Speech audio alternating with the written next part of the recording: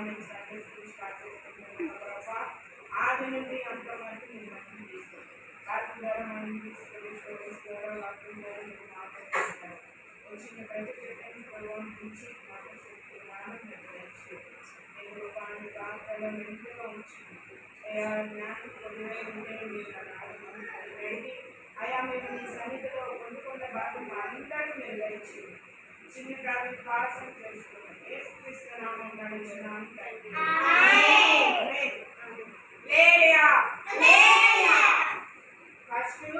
first song నేర్పా first